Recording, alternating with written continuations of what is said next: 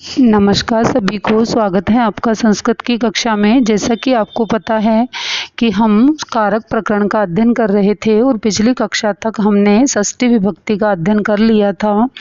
एक बार जैसे ही हमारे कारक प्रकरण पूरे हो जाएंगे उसके पश्चात हम इनसे रिलेटेड क्वेश्चंस मैं आपके लिए लेकर के आऊँगी। उन क्वेश्चंस को अपन सॉल्व करेंगे। अब देखिए सप्तमी विभक्ति में क्या होता है। आधारो अधिकरणम, आधारो अधिकरणम अर्थात क्रिया की सिद्धि में जो आधार होता है उसकी अधिकरण संज्ञा होती है। क्रिया की सिद्धि में जो आधार होता है उसकी क्या होती है, अधिकरण संज्ञा होती है। और अधिकरण में सप्तमी विभक्ति होती है। अधिकरण में कौन सी विभक्ति होती है, सप्तमी विभक्ति होती है। जैसे मान लीजिए अपने पास में है नृपः सिंहासने तिष्ठति, राजा सिंहासन पर बैठता है। वयम ग्रामे निवसाम, वयम ग्रामे निवसाम। तिलेषु तैलम विद्यते, तिलों में तेल है। अब देखो आधार क्या हो गया, राजा का सिंहासन। राजा का आधार क्या हो गया, सिंहासन पर बैठना। वयम ग्रामे निवसाम, हम गांव में निवास करते हैं। तो निवास करना भी क्या हो गया, गांव में निवास करना भी क्या हो गया, आधार हो गया। ऐसे ही तिलेषु तैलम विद्यते, तिलों में तेल है। तिलों में तेल है। तो इसमें कौन सी विभक्ति हो गई बताइए, कौन सी विभक्ति होगी, वही अपनी सप्तमी विभक्ति। और आधार में क्या होता है, अधिकरण होता है। अब देखो आगे देखिए, जिस पर स्नेह किया जाता है अर्थात जिससे प्रेम किया जाता है, जिससे स्नेह की, जैसे मान लीजिए छोटे बच्चे को अपन स्नेह करते हैं, ठीक है, स्नेह किया जाता है, उसमें सप्तमी विभक्ति होती है। उसमें कौन सी विभक्ति होती है बताएं, सप्तमी विभक्ति होती है। स्नेह करने के योग में सप्तमी विभक्ति होती है। जैसे पिता पुत्रे स्नेहयति, जैसे पिता पुत्र से स्नेह करता है, पिता पुत्र से स्नेह करता है। ऐसे ही अगला अपना है कुशल, निपुण, पटु आदि के साथ में सप्तमी विभक्ति का प्रयोग किया जाता है। कुशल, निपुण, पटु आदि के साथ में सप्तमी विभक्ति का प्रयोग होता है। यथा देखिए जैसे बलदेव स्वीकार्ये संलग्न है अस्ति, बलदेव जो है वह अपने कार्य में लगा हुआ है। बलदेव अपने कार्य में संलग्न है।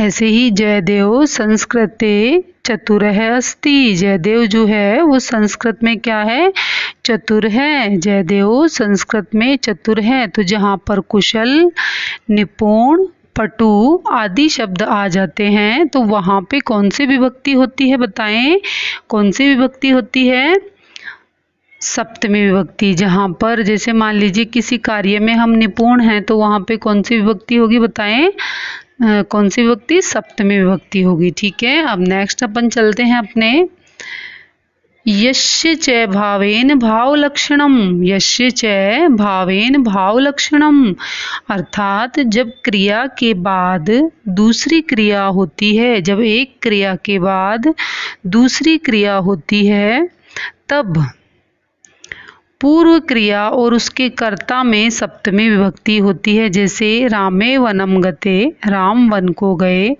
दशरथ है प्राणान अत्यजत, राम तो वन में चले गए और दशरथ ने अपने प्राण त्याग दिए थे। ठीक है, अब देखो रामे में कौन सी विभक्ति है बताएं, रामे में कौन सी विभक्ति है, रामे में सप्तमी विभक्ति हो गई और यहाँ पर ये गम धातु में क्या आ गया, गते, जब वो चले गए थे, है ना।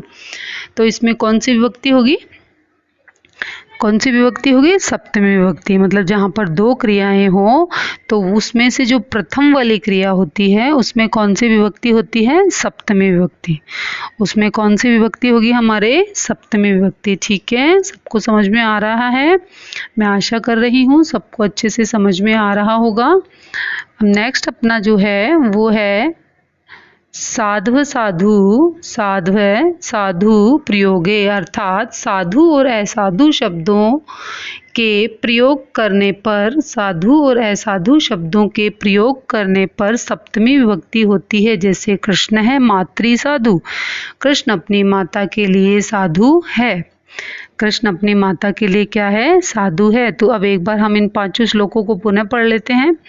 आधारो अधिकरणम, आधार में अधिकरण होता है अर्थात क्रिया की सिद्धि में जो आधार होता है उसकी अधिकरण संज्ञा होती है। उसकी क्या होती है?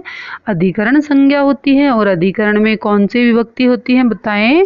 सप्तमी विभक्ति। अधिकरण में कौन सी विभक्ति होती है? सप्तमी विभक्ति। जिस पर स्नेह किया जाता है, जिस पर स्नेह किया जाता है उसमें सप्तमी विभक्ति होती है। जिस पर स्नेह किया जाता है उसमें भी कौन सी विभक्ति होती है? सप्तमी विभक्ति होती है।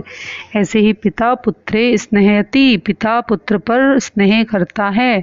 कुशल, निपुण, पटु आदि शब्दों के साथ में सप्तमी विभक्ति होती है। जैसे बलदेव स्व कार्ये संलग्न अस्ति, बलदेव अपने कार्य में संलग्न है। ऐसे ही जयदेव संस्कृते चतुर अस्ति, जयदेव संस्कृत में चतुर है। ऐसे ही यस्य च भावेन भाव लक्षणम, जब एक क्रिया के बाद दूसरी क्रिया होती है तब पूर्व वाली क्रिया के कर्ता में कौन सी विभक्ति होती है? सप्तमी विभक्ति। रामे वनम गते दशरथ प्राणान अत्यजत, राम के वन जाने पर दशरथ ने अपने प्राणों को त्याग दिया। सूर्य अस्ते गते सर्वे बालका गृहम अगच्छन्, सूर्य अस्त होने पर सभी बालक अपने घर को चले गए।